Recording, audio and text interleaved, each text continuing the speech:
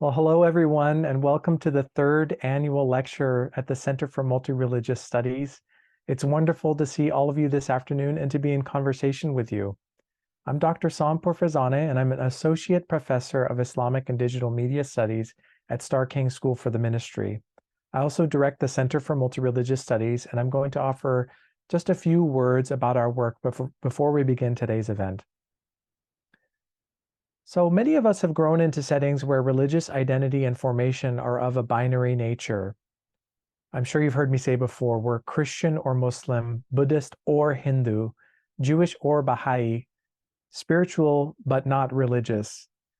Founded in 2021 and inspired by the legacy of our beloved former provost, Dr. Ibrahim Farajajeh, the Center for Multi-Religious Studies intends to nurture the study of non-binary multi-religious identity, where all faiths and spiritualities are welcome as equal partners in educating to counter oppressions and creating just and sustainable communities.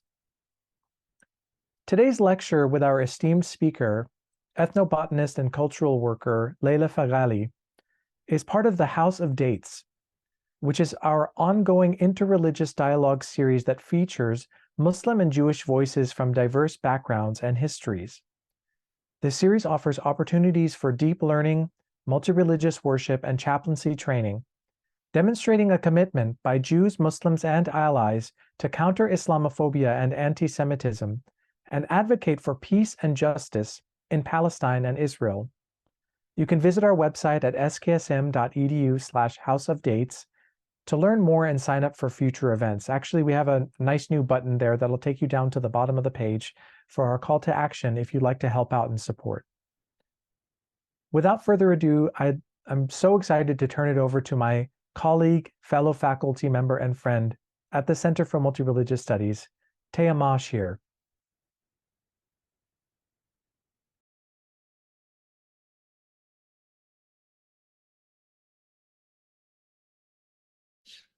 Thank you so much, Dr. Sam. It's a gift to be here with you.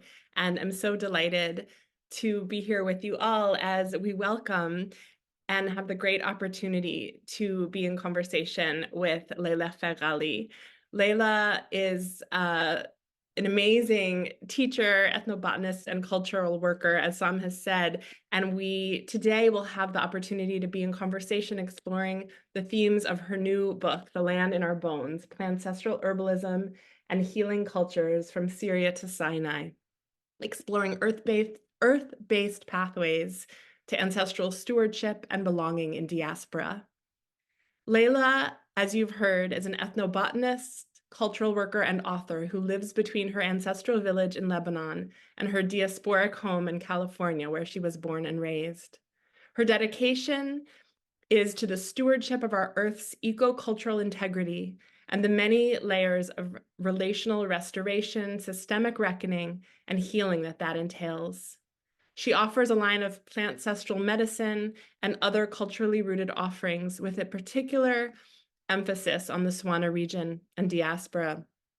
Her recent book, Land in Our Bones, documents cultural, herbal, and healing knowledge from Syria to the Sinai, while interrogating colonialism and its lingering wounds on the culture of our displaced world. Layla, it is such a joy and gift to be here with you. Thank you for joining us today. Thank you so much for having me. In your amazing book, which I'm now on my second reading of and recommend so highly, you write, "The earth that remembers everything is the primordial key and compass."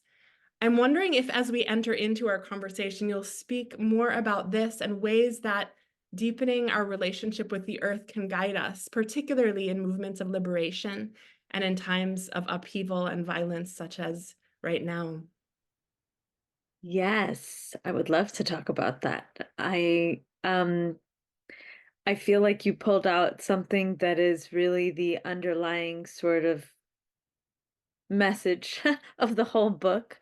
And my understanding and my experience is that so often, especially those of us in diaspora, tend to be kind of grasping for something to hang on to support us, to guide us, to reconnect us to our own lineages of resilience and wisdom.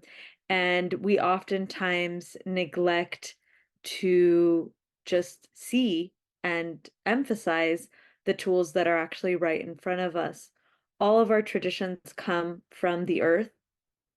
All of the expressions of our traditions come from our relationships with land, from our intergenerational, you know, just lineages that have been born through direct relationship with the places where we come from. And no matter where we are in the world, the land continues to be just beneath us and also inside of us, and is a resource that constantly leads us back to the life affirming truths of our universe and our own beings. And I think it's within those life affirming truths that we are able to understand how to create a just world. The land is able to support our healing, to support our sustenance, and to support our guidance also towards worlds that affirm the multi-species reality of life that we're in, and the values that our spiritual and cultural traditions all across the earth are built upon. Thank you. I'm wondering if you'll speak also a bit about how the the land work that you both tend and invite us into particularly connects to work for Indigenous sovereignty and land rights. Yes, any of us who are doing work around, within any land-based stewardship practices or healing practices or even spiritual traditions, we're already in touch with the land, whether we're conscious of it or not. Even those of us who are doing healing work that we don't think of as land-based or are part of spiritual traditions that we think of as more esoteric, the land is already part and woven into the wisdom within all of these traditions, and the life-giving energy that we are constantly channeling and harnessing towards them. And as long as we're in touch with land, and land is one of the sources of the places where these traditions and bodies of knowledge and wisdom are born and moving through us, we are also in just a conversation with colonialism. The objective of colonists and empire all revolve around land too, because there is an understanding of the power that lives within those relationships, whether one is choosing to extract from them for their own benefit, or whether they are tapping into the rich network of life affirming wisdom and possibility and justice inherently embedded in the land and in our ecologies and our place-based relationships. And so there really is no way for us to be working within these land anchored traditions and to ignore the efforts of Indigenous people towards sovereignty all over the globe. They are the ones who are stewarding the immediate connection between these realms and helping our world stay together. And we cannot be in an integrous relationship with land and land-based practices while denying the way that that implicates us in potentially extractive and colonial legacies of relationships. So, part of the way that we give back to the land and to our lineages, who have connected us to its life affirming traditions from generation after generation, is by supporting its integrity, which means supporting the integrity of its Indigenous communities and their sovereignty across this earth. Can you say more about how folks who are living in diaspora can best be in both allyship to Indigenous communities in support of Indigenous sovereignty and land rights, and also in right relationship on the lands where they are, where we are, if we're living on land that we're not Indigenous to? Yeah, so often I think that, of course, there are a lot of practical ways that we can be in solidarity that folks may be hopefully more familiar with, which is taking the leadership of those movements and supporting them, funding them, you know, being of service to them in the ways that they call for. Um, but there is this piece that I often see with folks who are outside of their ancestral lands or who have kind of internalized colonial systems of relating to place and to each other, or who just feel guilty that we live as you know, uninvited guests on indigenous peoples' unceded territory, um, in a legacy of colonial settler colonialism and colonization. That sometimes I notice this especially for example, in the Arab diaspora, I notice it quite a lot. There is sort of a resistance sometimes to being here when you really feel a nostalgia for there or for home or for people who have experienced different kinds of exile or who aren't able to return to their lands because of reasons that are outside of their own hands or means or desires. There is sort of a kind of constantly homeward reaching feeling and also a sort of resistance to taking up too much space where we are because we want to be respectful of the indigenous nature of the land where we're at. And I think it's very important to be conscious of how we take up space, especially if we come from lineages um that whose ancestors were the colonists of this place. And I think giving literal land back would be a great prescription for folks who fall into that category. And for those who are don't have access to those kinds of resources, I actually think deepening our relationship with the lands where we live is a critical part of repairing some of those disruptions and some of those colonial ways and extractive ways that we've sort of inhabited, maybe even unconsciously a lot of the times.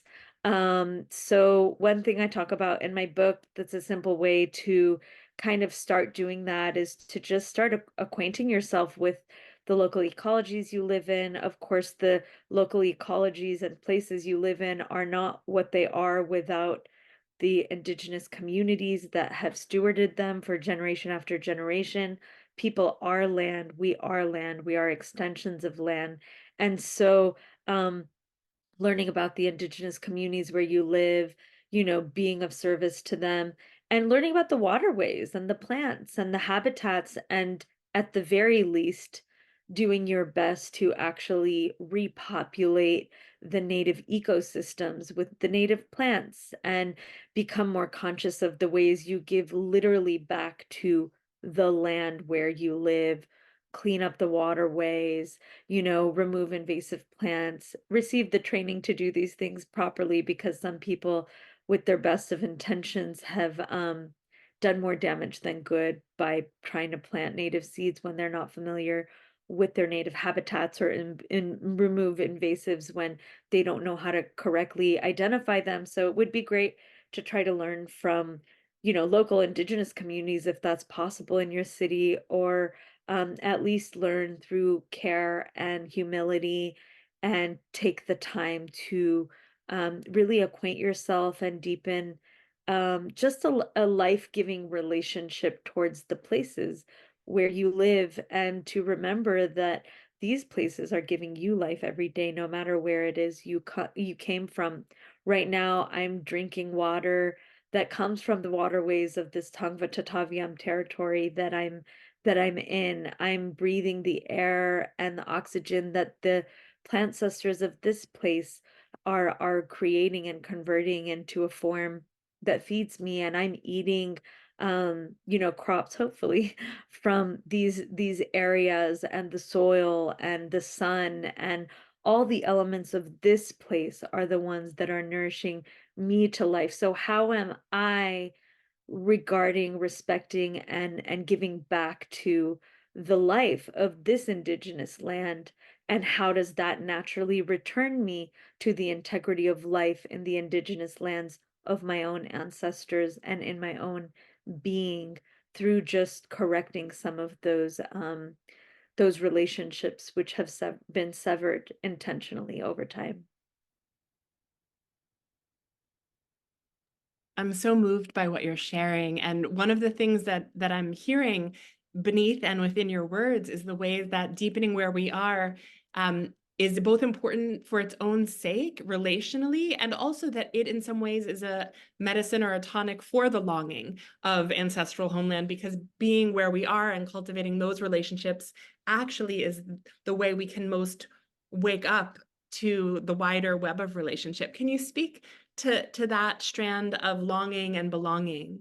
Absolutely. Yeah, thank you for noting that. It is. It really is because first of all, the closest place that we have to our own ancestors and lands is literally within our own bodies. And if we're not inhabiting our bodies where we are, then we are literally missing out on that connection on one just very immediate level.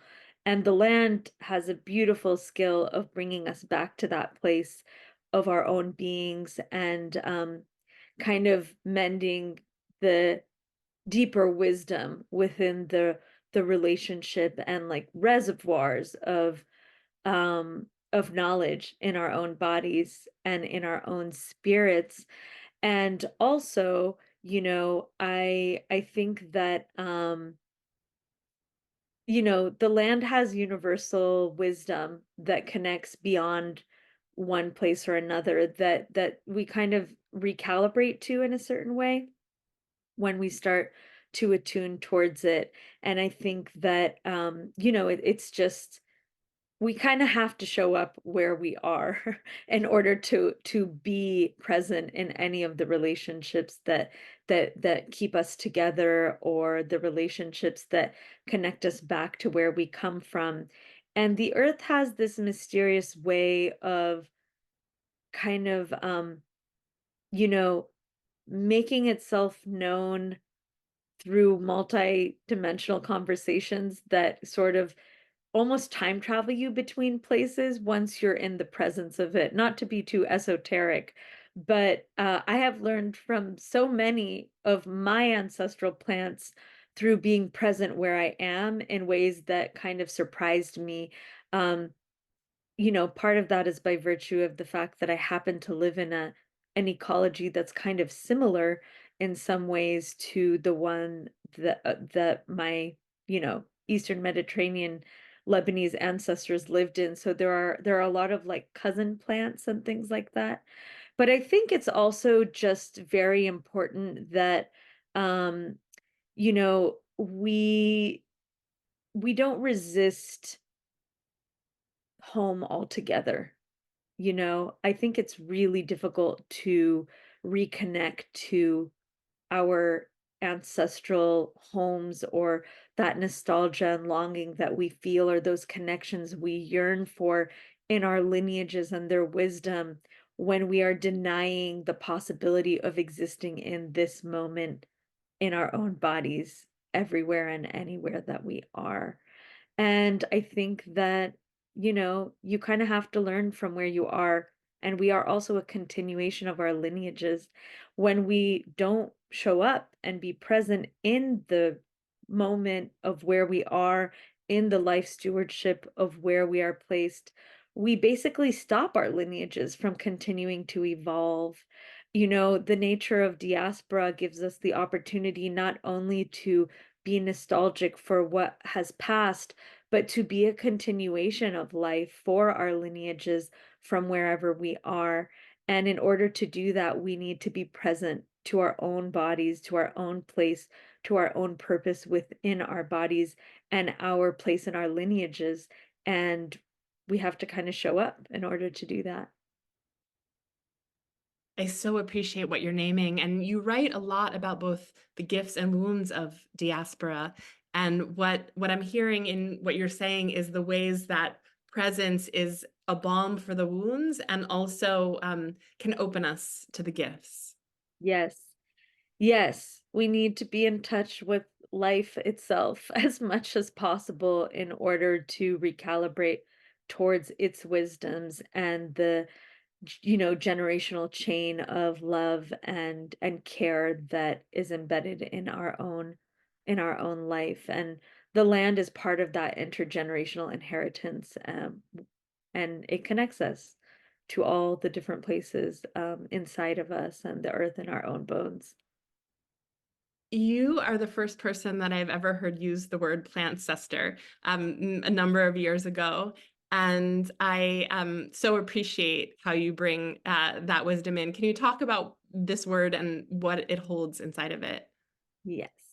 I like to use the word plantcestors to remind us that the plants are, in fact, our ancestors, that they have been on this earth for longer than human species, that every single one of our lineages across the earth, have had some kind of relationship to the plant life that are in their own homes and ecologies, and that those relationships with plants have sustained us and informed our cultures and inspired, the colors and shapes on our traditional clothing, and, been the central players in our cosmologies, and have been our healers and our companions and our nurturers for since the beginning of our reality. And that it is a relationship that is beyond just the sort of extractive, consumption-based sort of practicalities that I think we often sort of end up reproducing in this cultural context of, global capitalism. So just using the word plantcestors, I think, is like sort of an automatic reminder for just the richness and the care and the legacies of care that the plants as part of the earth have had with our lineages and our families and our own bodies, and the opportunity to kind of attune back into those places through our kinships with them today. Thank you so much. Here at the House of Dates and at the Center for Multi-Religious Studies, we are inside of a particular both curiosity around and practice of weaving across tradition, and kind of an excitement around the places of connection and what weaves us. And I'm curious how your understanding or experiences of plant and land-based work cross tradition and bring people together inside of multiple traditions. hmm One of the reason I wanted to, or one of the things that the plants I think have taught me and helped me with is that, their legacies, especially within the context, for example, of Canaan or the Levant, as I talk about in my book so much, is that they connect us to earlier earth-based kind of roots and configurations of our relationships that really honestly transcends like the modern religious forms or cultural forms or linguistic forms, because the relationship of our different communities to the place itself are sort of the thread that unifies us ultimately, and they're the thread that kind of unifies our traditions too. And the plants show that in a very kind of clear and obvious sort of way. The nature of Canaan has always been profoundly pluralistic, not only religiously, also linguistically, racially, ethnically, etc. And, also ecologically, even. We have plenty of different biodiverse ecosystems and different relationships, dialects, expressions, songs, religions, um, you know, uh, like small sects within religions, localized traditions that sort of are informed because of the highly localized nature of our places and our deeply intimate relationship with those places. And sometimes I think with the Abrahamic traditions, especially in the ways they've been so manipulated by colonial rhetoric across the earth, whether all, I mean, really all of the Abrahamic traditions have taken such a hit to sort of the political objectives of different empires around the globe for whatever their reasons. Sometimes some of these underlying sort of earth-based realities within them gets kind of obscured and lost. And coming from the place where these traditions began, I think it's just really telling to follow the land as the source and to see how that actually does weave the sort of narratives between us, despite the ways that they get manipulated in the public mainstream conventions. What happens if we follow the trail of the earth, the plants in the sacred stories, rather than the theological narratives or narratives around sacred mythologies? Like, what happens if we follow the stories of the plants rather than of the people?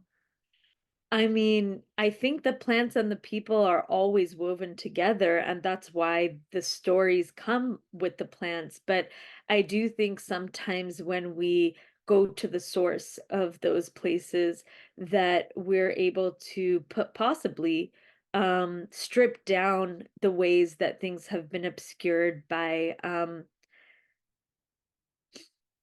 the less pure kind of dogmatic forces that be.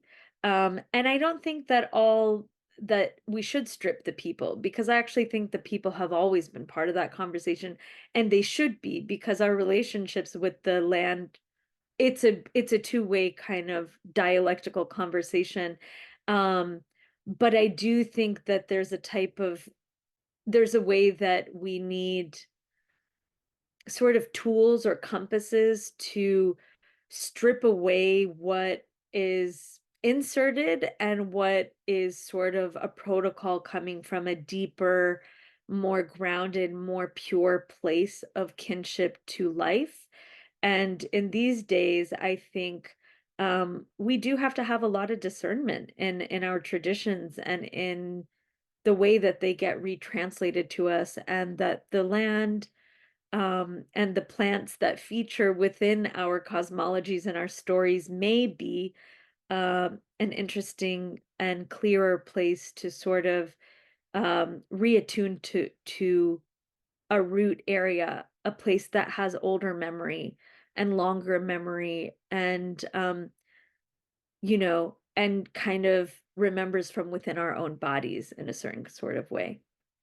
Yes, to the remembering within our own bodies. I'm recalling a section in your book where you point to the ways that the elements kind of feature across traditions. You speak, for example, of water and the sacredness of water in Islam and Judaism and Christianity, and kind of highlight the way that each element is worked with. I want to say universally, but also specifically, like across the board, and what becomes possible when we tune into the medicine of the earth and the land in that way. And so I'm curious if you can say more about that. And I'm also remembering a call that you've put forth for folks working in solidarity with Palestinian liberation, and kind of really wanting to show up in this moment and counter to empire, to let the land be a part of our Mm, solidarity work. And so I'm wondering if you can speak to either or both of those things. yes. I mean, the land and the elements make up our bodies, and they are kind of the primordial beginning of our manifestation in physical form. And so I see them as a direct reflection of the spiritual forms and sources we come from, which is why they are so central in our traditions, because no human can exist on this earth without water. And not many species in general can exist on this earth without water.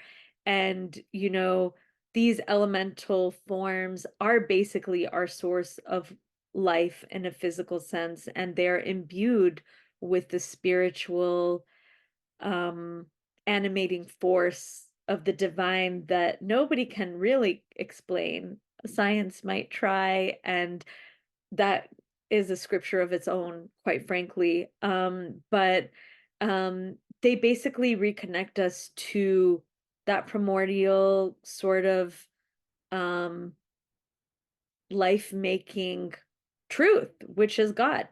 I mean, I don't know how else to say it. The elements are a life-making energy. They're connected to the divine, and all of the life-making energies on this planet have the power to reattune us to those life-affirming source God places inside of us because they're connected to that source. And therefore, they're connected to and able to offer and guide around everything that happens and transpires through our existence on this planet together, and the choices that we make, and the ways that we hopefully find a way back to life affirming pathways as a collective and as a species who are here to steward one another ultimately.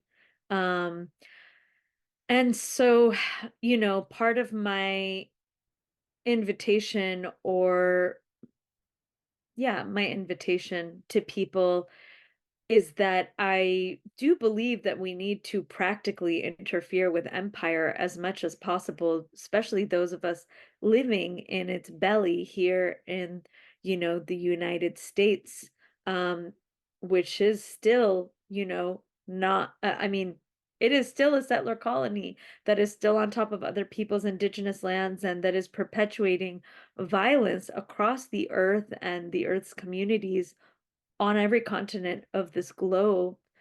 And so I do think we need to take a very material, practical approach.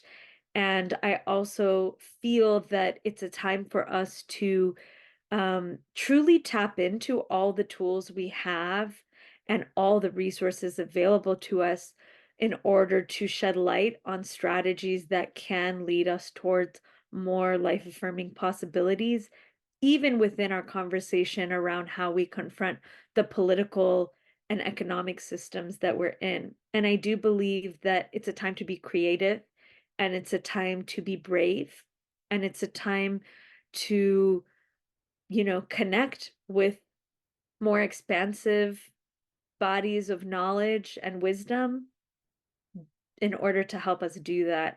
So, how can the land, the elements, and our communion with them, illuminate pathways, inspirations, clarity within our own bodies, within our own beings around our role in challenging the violence of these moments and challenging the systems in very material, practical ways, as well as, maybe other kinds of more spiritual or prayerful ones. But I see the ways that, our communion with ourselves, our lineages, our lands, becomes a pathway for illumination and revelation, as it has for all of our prophets and all of our saints and all of our revolutionaries, honestly, who so many of the revolutionary movements around the globe, especially the indigenous ones,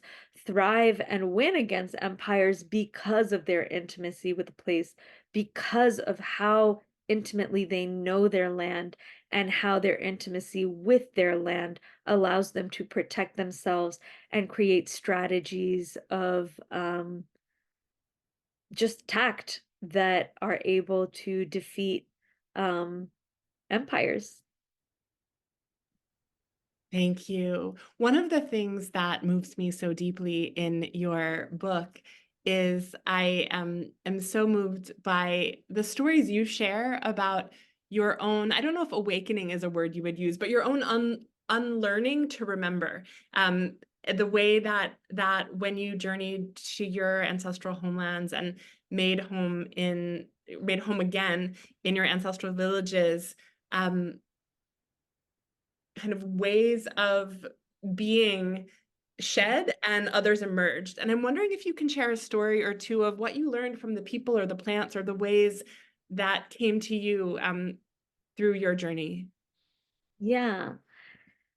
I think that one of the things I tried to sort of get at in the book is how much place itself has the power to sort of thaw us back into the rhythm of kind of the entirety of like the local ecosystem, which includes its people and its culture and its societies, even though it's not in the ways that we think of. And I share a bit in the towards the end of the book, in the ritual of belonging, I share a bit about how, going to the sea every day and kind of just being in the same rhythm of doing something every day at the same time sort of syncs me up with the place and its people in this sort of unexpected way, and how even their clocks kind of start to influence me after being somewhere long enough. So I talk about how,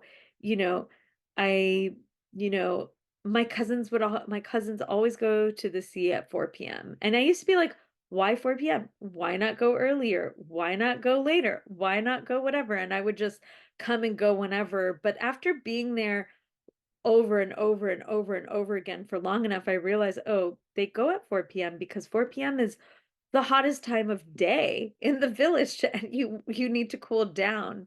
And so there's this thing that happens when sort of the clock of the place is what's guiding you, is that you end up in sync with all the other living energies in the place who are also, within those elements and subject to those elements, and sort of our relationships start to transform based on those routines and those rituals, kind of just by default. And I think that it has taught me a lot about belonging in a way that is so different than the Western concept of belonging, where belonging is about, you know, just it's about like what you think, if you have the same thoughts about something or the same values or the same um you look the same, or you wear the same kind of clothes, or you like the same kind of music, or you have the same politics. And I feel like in the village ecosystem, I share almost none of those things with, people who are born and raised there. I mean, maybe I share some of them. There's some values, there's some, some language, even though my Arabic is fragmented and broken. There's also context because I have multi-generationships of generational relationships of family there, and people can contextualize me within that frame. But actually, it kind of gets stripped down to a place that's so much more bare than that. And it's the kind of place where, I walk into the, local grocery store, and they all know who I am, and they ask about me, and they know when I'm traveling, and they ask when I'm traveling, and they ask when I'm coming back, and they ask about my dad who hasn't been there for a year or whatever it is. And it's really just a more sort of a relationship of care that gets woven through showing up every day. Um, and there's a lot of complexities within that, which I'm not trying to reduce. Um, but there's also something very deep, I think, that we don't really experience all the time in sort of the urban formation of the West, that it has taught me about, and I've realized that it really does reproduce sort of the earth and how the earth functions. Every species has a role and a time and a moment and a purpose, and people are just kind of functioning within those purposes in the same place together, and then it creates something. Um, and it's through showing up every day that um those possibilities kind of emerge. Thank you for sharing this. And one of the things that arises for me as I hear you share this story is both the power of being in sync with those rhythms and those elements, and also the violence that happens when we're separated from them. I'm thinking of a section of your book which speaks of the plant akub, I believe it is, where Palestinians are often nourished by this plant and have been separated from its harvest by the occupation. And I'm curious if you can speak to like what happens when our connections are severed. Yeah, so that's like in the beginning of the book, I sort of share my general philosophy, which is basically that these life-giving relationships that we have with the earth are such a primordial lifeline to our kind of um meaning making and truth as a species, that colonialism fundamentally has harmed us in this primordial way through actually striving to sever us from that relationship, meaning our relationship to land, to earth, to the life-giving elements of land, which every other species on this planet literally survive by a direct relationship to, with no obscuring. You know, we live in this reality right now as humans where we drink water, but it comes from a tap, so we don't think about a river when we're drinking it, and we buy food, but it's wrapped in plastic at a grocery store, and we didn't have to see the plant that it grew on, so we don't associate it with soil, and we're just kind of taking for granted that all of these, you know, momentary relationships of life are actually coming from a relationship with the land that we have, whether we're conscious of it or not, at every single moment. But our relationship to the direct means um of kinship and care and abundance within that direct relationships has been obscured from us a little bit more every time. And colonialism has fundamentally kind of been this it's, you know, we could get more technical and probably say that it's not just colonialism, it's these other systems. But I feel like colonialism is a primary kind of place where that relationship that we have with the intimacy of the elements of the exact location where we live, where our ancestors have lived, started to be cut on purpose in order to assert control. And that it's sort of like the site of the wound of severance, from that life-making sort of birthright, actually, and sort of scripture of truth. And it's an unwavering truth and reality of how our species survives, and our ability to be in direct contact with it and to nurture it as our indigenous ancestors have all around the globe. It's a place of power. It's also a place of clarity. It's a place of justice. Um, it's a place that, and a relationship that literally informs the harmony and the calibration of every other system that humans have made to contextualize meaning in our world, to understand spirit, to understand um, how things work, how harmony is maintained, how reciprocity is cultivated, how life is stewarded in these fundamental ways that keep us in touch with the integrity of who we are and our purpose. And so, colonialism, in so many ways, all across the earth, has intentionally severed us from that because it is too powerful. It is powerful, and it is self-determined, and it is autonomous, and it ensures that we do not live at the whim of the empires that benefit when they become the ones in control of those relationships. And when they separate us not only from the material power within those life-sustaining relationships, but within the spiritual power and the clarity and the wisdom that comes through this kind of this kinship with our primordial mother, you know, the land. So what's happening in Palestine is but one expression of that, and it's a very immediate one, and it's basically that, you know, the Zionist occupation has criminalized not just the harvesting of akub, but also the harvesting of maramiye, or our local sage, which is a very central plant in the Palestinian cultural, uh, you know, just day-to-day life, and also rituals of life, and all our different ritual ceremonies, um and za'atar, which people are probably more familiar with, which is one of our, you know, just our staple foods, regionally, our staple plants to keep us well and nourished. And they have criminalized it under the guise of protecting the land and endangerment of species, when really,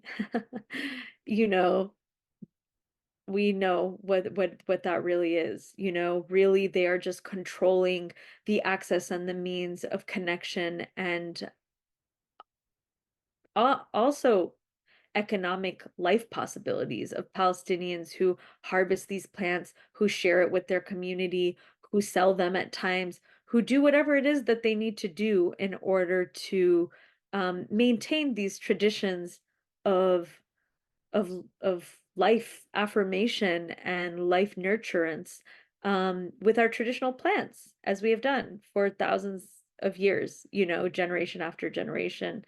And so it's just one of the many ways that the Zionist entity has been controlling and imposing um, laws that criminalize relationship with place, basically indigenous relationship with place, because they are threatened by it, and because um, colonists know that there are many layers of power within these kinships that people carry to place, from basic life making to just their own internal resilience and connection, and attunement to the life affirming dignity, and just um, love that generation after generation have nourished in our rightful belonging and stewardship and care to the places that have made us who we are. Thank you so much, Layla. I want to invite folks who are tuning in to begin to place questions in the Q&A. We welcome hearing from you and what you would love to hear Layla speak to. And as you're gathering those questions, feel welcome to send them our way. And Layla, I have a couple more questions I'll ask to you as folks are writing in.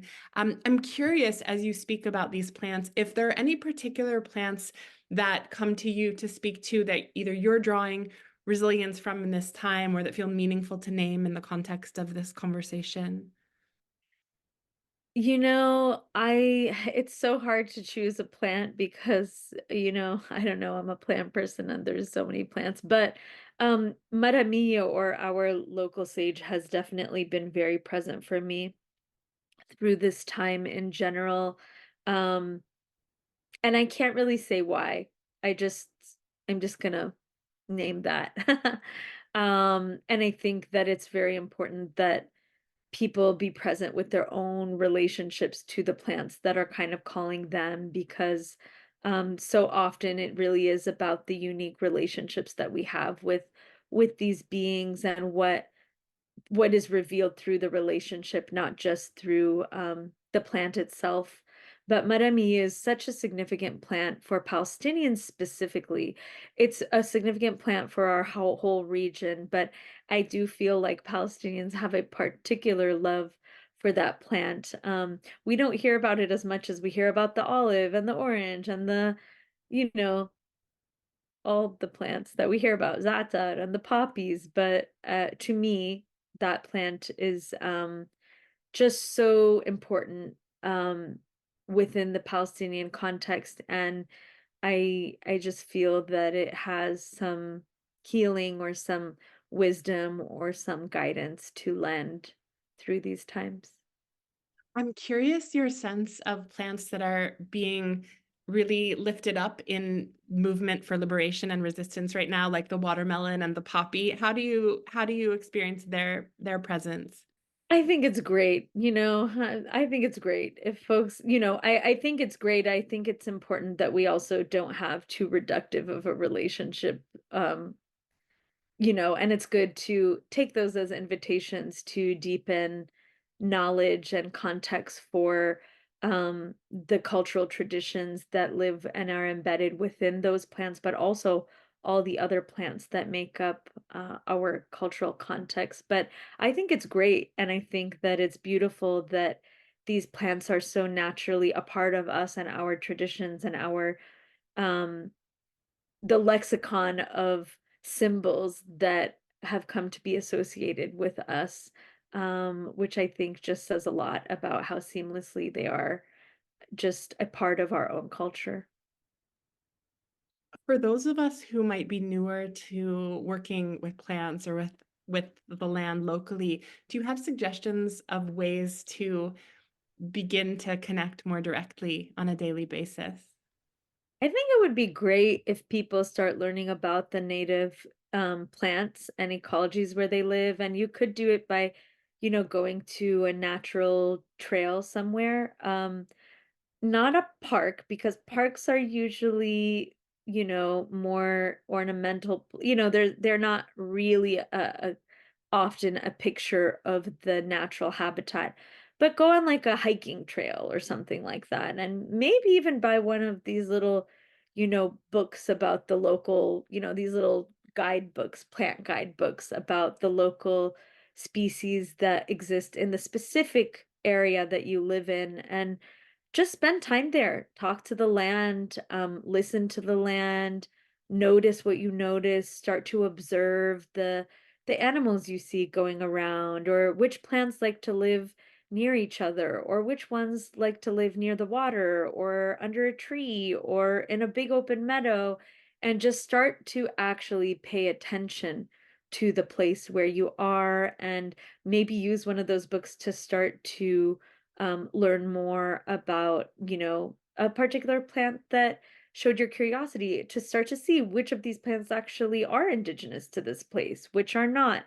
What's the story of them? Maybe you're lucky enough to have resources to teach you about how the indigenous communities of your area, call these plants or relate to them, or even better, that you have indigenous um, communities in your area that are, have a native plant nursery that you can go, directly and support their nursery and learn from them directly, or they teach local classes or anything like that. For folks, and I know that here on Tongva territories, I have learned from a lot of different indigenous folks who are doing work along that lines. One of them who does really accessible classes, if you're in the Southern California area, he does a lot of online classes. His name is Nick Hummingbird, I think is what it is on Instagram. I think he had his page is California Native Plants. He sells native seeds, and he also does really, really great classes about the local ecologies, the local plants, the local traditions from, native California, traditions and knowledge. And it's great to learn directly from the people who have known these plants for, as long as they have, if that's available to you in the area where you live. The way I first encountered your work many years ago, before your book, before we met directly, was through encountering your medicines at Alembic Apothecary in Berkeley.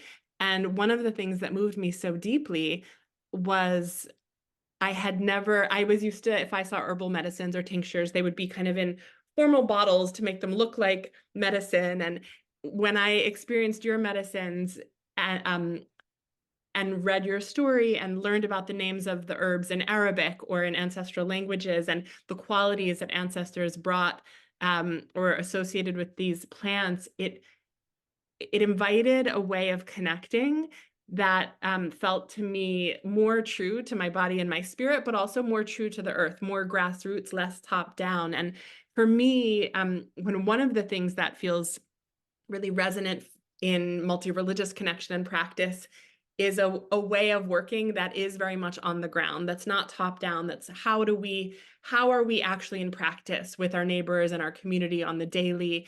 And as you speak about how to relate to the earth and plants in a way that's beneath system and more about intimacy and relationship building, it connects the dots for me to your work with mutual aid. And I'm wondering if you'll speak some about ways of being of support in community and solidarity that are less on like high scale organizational level, but similarly map in a grassroots way, and how that works, how that's distinct, and what the impacts are of that. Thank you. Yes. Mutual aid is so critical all the time, but especially in times like these. And mutual aid is different from, giving money to a massive institution like the UN or even nonprofits that have to go through all these loops in order to get money to the ground and take a long time and have all these procedures. Mutual aid is based on the actualized network of relationships we have with people, from our own communities that have needs. And it's our ability to redistribute our resources towards the collective in direct ways. And in the context of Gaza right now, that direct cash aid has been so critical as a lifeline to people on the ground. And thankfully, because our diasporas are so wide, we continue to have direct relationships and ways to kind of mobilize and redistribute the wealth that this settler colony has accrued on the back of indigenous peoples all over the globe, towards people, towards real living people who are trying to survive the violence of these empires. And at a time where our taxes are being used, our resources are being used by our state to do the opposite, it feels really powerful to be able to choose and take agency and power of where we put our resources from our own hands towards the life of people who need it and who are doing everything they can do to survive and thrive within unfathomable realities of genocide. So I want to just say that I think that this was going to be shared later, but I'll just say that I have started, or I have been working on a mutual aid effort, an ongoing mutual aid effort with my dear friend from Gaza and his network of community, both in Gaza and throughout the diaspora, where I am supporting fundraising for their mutual aid network, which we've been calling the Gaza Mutual Aid Support Network. And this money goes directly to it's cash aid for families on the ground, mostly families who are staying. Sometimes small percentages of it go to evacuation support for people who need to leave. But it's also very, very important that we support those who want to stay and that we not only contribute to, the obligatory displacement of these families who are being forced to flee in order to protect their lives, but that we also participate. Mutual aid is just one side. We need to participate in changing the systems that are making these realities necessary. I also want to share that, and I'd actually love to invite folks here.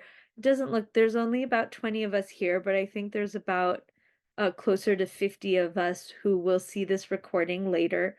There is a specific family in Gaza, the El Hindawi family, that I have been supporting of late, who unfortunately need to leave and are looking for funds to be able to get their family to Egypt. They have been displaced 7 times. They have been, by miracle kind of come through the rubble 7 times. They were displaced from Gaza City and are now in Deir el-Balah with family friends. They lost their 7-year-old niece, became a martyr, and their sister is still in the north where she had a baby and has been struggling through famine.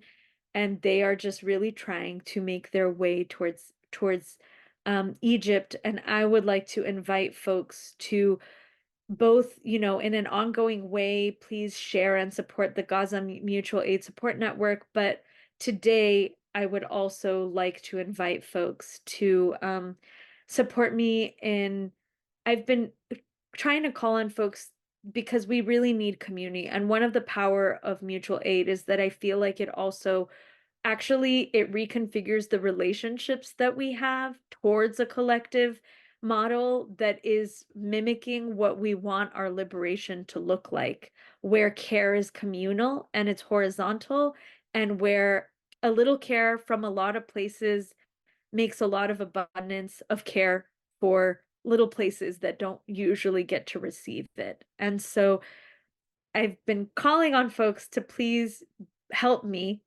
by pledging $50. And what I mean by pledging $50 is that if you only have 5 for the El Hindawi family, but you have 20 for the mutual aid, that's cool. Can you get 10 more friends who have $5 to put in $5 so that collectively $50 from you and everyone you know are entering this family's effort? And it could be as little or as much as you want, but if at least $50 is promised by each of us, you know, a whole other member of their family becomes able to leave towards safety. And so I will put those in the links if they're not already there. I think there's been some things happening in the chat. But oh, thank you, Taya. There's our mutual aid, and I will share the Al Hindawi family, which is givebutter.com/Hindawi family. So if folks want to, you know, need materials to share, you can always go to my Instagram. I've been sharing about this family for a while, but my hope is to get them to their 35K goal, you know, within the next couple weeks so that they can leave because time is of the essence. Mutual aid is so critical right now. It really does start to recalibrate us towards a type of relating that I think colonialism has ruptured from us. And it gives us a form of agency too, to kind of take back power where we have it and give it to life instead of its desecration. Layla, thank you so much for what you are sharing here and encouraging people to give through Gaza Mutual Aid Support Network and to open to giving through mutual aid if that's a new way for you. Feel welcome to continue to share in the chat. And I'm seeing a great question from Leah in the chat, and I would love to actually invite you, Leah, to come on and ask this out loud here. Let's see if I can figure out how to do that.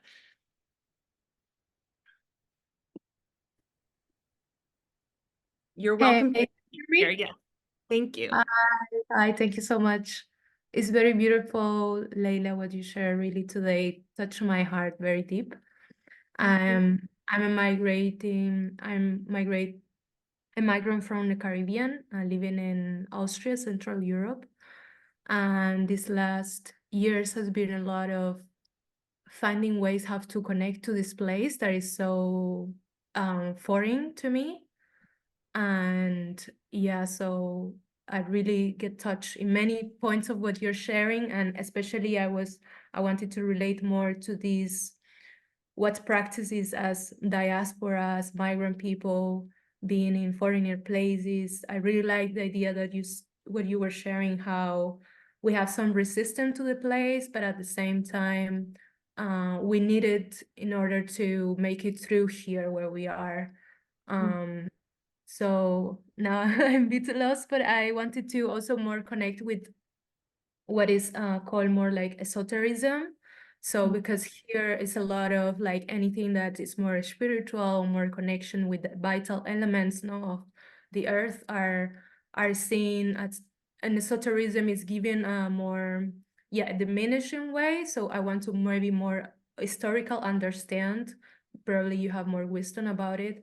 And at the same time, what I can recognize is indeed this esotericism can be other forms maybe of like reappropriating but knowledges from places where mostly white European people are not from. So what does it mean also appropriating these knowledges and bringing it to the global north instead of reconnecting with ancient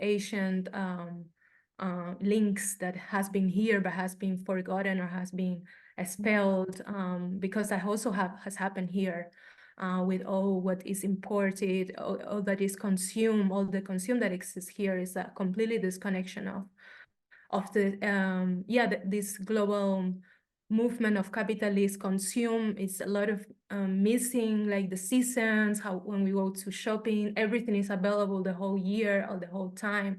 So it's a lot of disconnection also for people actually that is here as well. So yeah, and some thoughts that are coming into me, and if you can maybe elaborate on that, will be on the esotericism and ways of how to still bring this these debates and these dialogues, but understanding these other risks that can bring, or so to say. Yeah, thank you so much.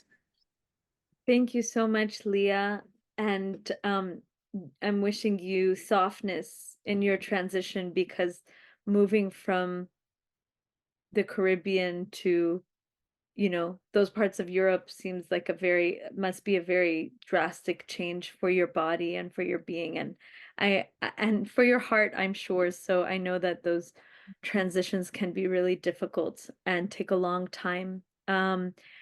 Yeah, one thing I didn't really talk about is that reconnecting to, and I talk about it in the book more, but reconnecting to our local ecologies does have an esoteric purpose. And it is really within the place-based relationships and our communion with place that we also kind of attune to,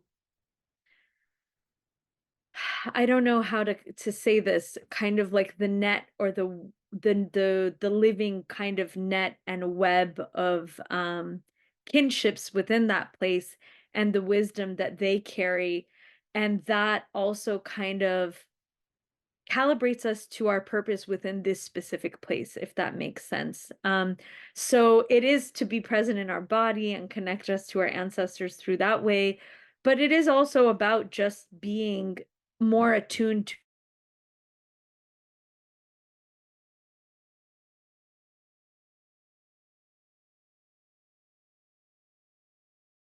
I think we lost Layla for a moment as she was answering your question, Leah. So we'll pause here for a moment until we receive her back. And I just was so appreciating what she shared about really coming into greater attunement with the local ecology, and really accessing what you're naming as the esoteric purpose, in addition to the very grounded purpose of cultivating that intimacy and connection with plant life. And I see you spotlit too, Sam, so I'm wondering if you want to chime in. Yeah, I just thought it might be a good time for us to pause and speak about our call to action, rather than waiting till the end. That if you would like to get involved in helping, whether that means by taking action in writing to your representatives in Congress if you're here in the United States, or if you're interested in donating, we have several links on the House of Dates portion of the website.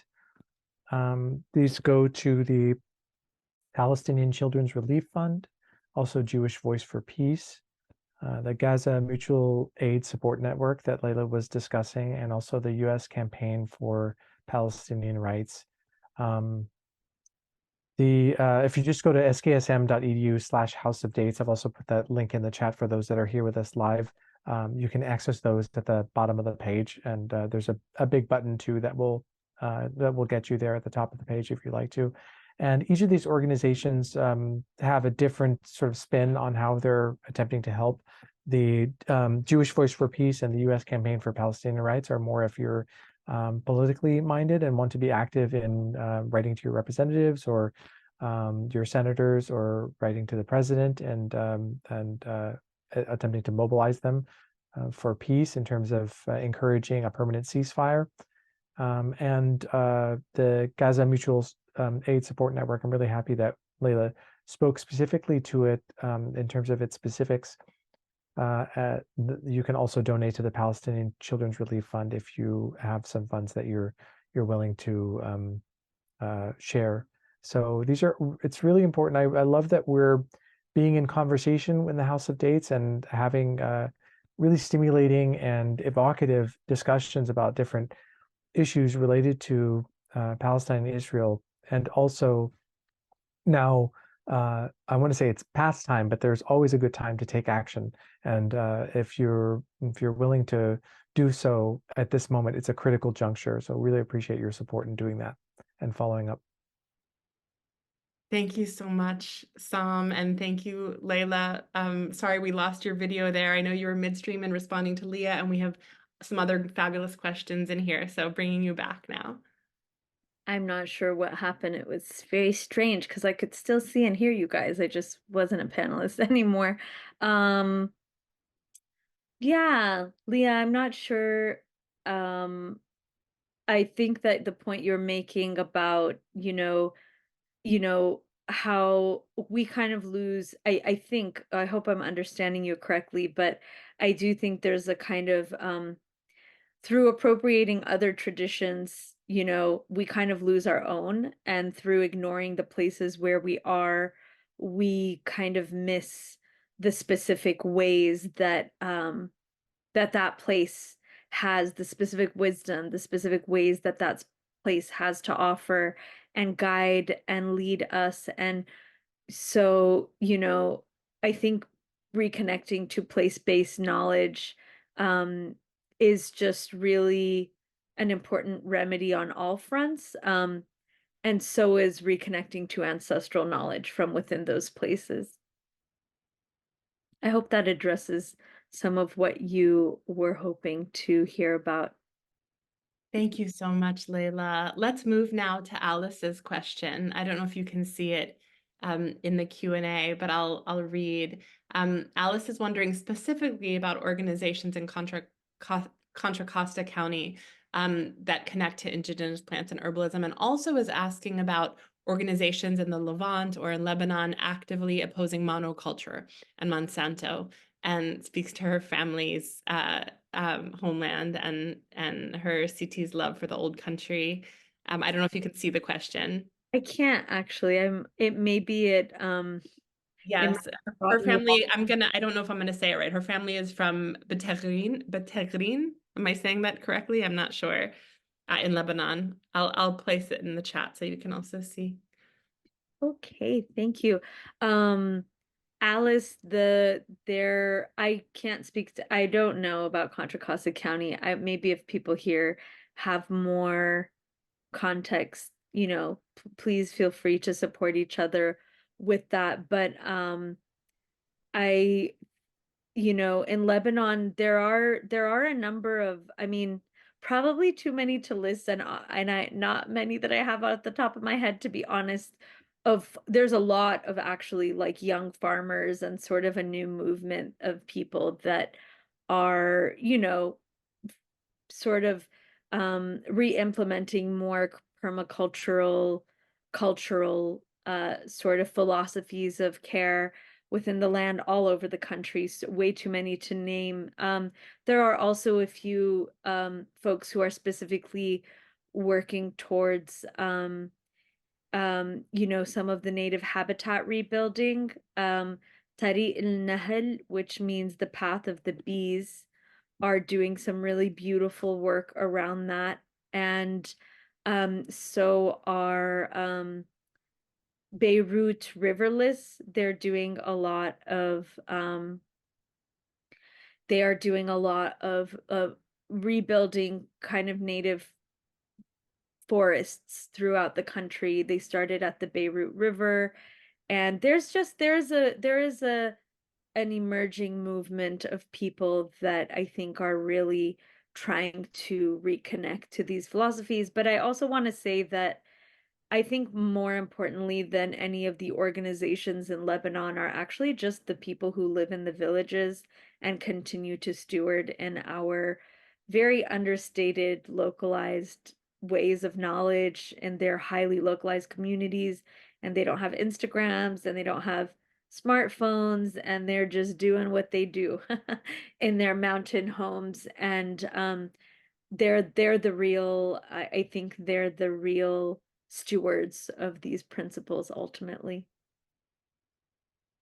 Thank you so much, Layla. There's a question from Pam asking if you can speak about the essences that you make from plants from the Canaan region, particularly if you could speak to the cedar of Lebanon and also how those essences can be used in diaspora. Well, I'm actually not to be that guy, but I'm actually just going to invite you, Pam, to go to my shop and, buy the essence and be with your own body, be present with your own body and see how the essence wants to speak through you. I'm very resistant to telling people what the essences do because I just really do believe that our individual relationships with the plants is more important, and that it is important for us to attune internally and to allow the plant's essence to reveal itself to us in the unique way that it would like to.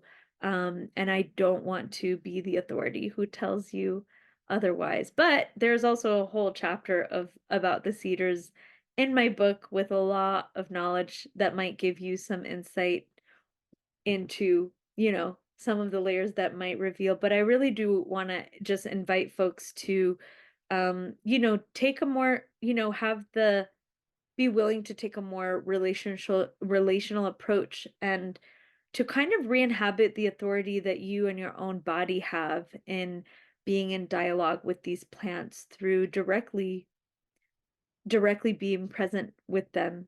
And and if you want plants from the region, I try to make those as accessible as possible through my little shop. And I'm always happy to share in that way. But yeah, Pam, feel it out. I hope it goes well. Thank you so much, Layla. And Alice says, Shukran, thank you for your response. And a question I have for you, Layla, is the work that you're up to is like your life's work. It's like a dedication of decades, if not longer. And it's come out into the world in a very public way at a time where it's very ripe amidst crisis, amidst genocide. And there's kind of a hunger both for what you're sharing and also kind of a curiosity of like, how can this work be most powerfully engaged toward Palestinian liberation, collective liberation at this time? Like what's a call or a message you have for us around that now? I didn't write this book right now knowing that this was the moment it was going to be born in. So I didn't really write it or direct the writing. I talk about colonialism throughout the whole book and all these things, but I didn't really write it with the direction of we are going to be actively confronting in a militarized way, confronting colonialism, the moment this book comes out. Had I known that, I might have actually written into more of like my political organizer self, direction in how we might engage these times. But I think it is just incredibly important that we do not separate, land and spiritual work from the actual material struggle to change the systems that are ruling our world politically and economically right now. And this week, we have a massive thing happening with students all over the country being brutalized, truly brutalized, for taking a stand for the people of Gaza. And I think it shows how profoundly threatened the state is by these students and these student movements and the consciousness that they are, spreading, and the bravery and courage that they have. And I think that finding any way possible to support those student movements right now would be a wonderful contribution in this exact moment. I think really thinking about, part of the way that we anchor ourselves in place-based knowledge and wisdom also means that we, as people who live in empire, in the belly of the empire, need to acquaint ourselves with how empire itself functions. And we are the most intimately engaging with it every day. And I think that gives us information about how we can challenge it. It really is beyond, a political ideology, and it's really about what are the life affirming principles that we are hoping the world that we live in reorganizes itself around, and what is our role in protecting life affirming possibilities for people and species all across this earth. And if that role means that we need to step up in ways that are more practical or political than we're used to, or that we have rituals and prayers that we can offer towards that means, or that we have money and funds that we can offer, or that we have medicine and wisdom that we can offer to those who are on the front lines, or whatever it is, what skills and tools you have, and really attuning to what your specific role is towards truly making the sacrifices you have to make to support this moment is a contribution to our collective healing and our planetary healing, because the more we allow a world that normalizes this kind of genocide in front of our eyes, the more we welcome a world that brutalizes the students of our own communities for resisting it. And we are not separate from any of them. And we can see that right now. We can see how that is manifesting. And so the way I see it, since I know that the spiritual is part of what your school brings folks together around, is that all of our spiritual traditions and principles rotate around the reverence for life and our responsibility towards stewarding life affirming ways of being on this earth. And we have to get creative about how we do that and get really practical about how we do that in these moments. And since I come from a Christian family, and since Palestine is the birthplace of Jesus Christ, I will just say that he is an excellent model of the resistance against empire and how that directly relates to enlightenment and illumination as a spiritual being, as an herbal healer, as a person of integrity and light, and a spirit of an ascended possibility on our earth. Layla, thank you so much for all that you've shared. It's such a gift to be with you, and really grateful for your time and your care and all the work you're up to, and for inviting us to engage with the plants in our place and through mutual aid and more. Thank you so much for having me. It was a pleasure. And yeah, I hope everybody, takes something from today and runs with it. Thank you. And Sam, I'll welcome you to bring us to close today. Thank you, Taya. Thank you so much for your wonderful coordination and facilitation of our event today. It's really wonderful to have you speaking on behalf of the center. And Layla, please accept my thanks from everyone at the Center for Multi-Religious Studies and Stark King School for the Ministry for your wonderful words today. I really appreciate your call to action and the way that you think about land and the way that you are describing colonialism in a way that we can all have access to, I think is really important, not only in this cultural moment, but in every moment. So I really appreciate your presence here today and celebrate the work that you're doing, and encourage everyone to follow up with Gaza Mutual Aid and continue the work that we're doing together. Major thanks as well to Kelly for tech help and to Xander for communications. And thank you everyone for joining us today, or if you're watching on YouTube later, really appreciate you being in touch with us. And please do follow up with us with our future events for House of Dates and at the center. So we'll hope to see you soon. Thank you again.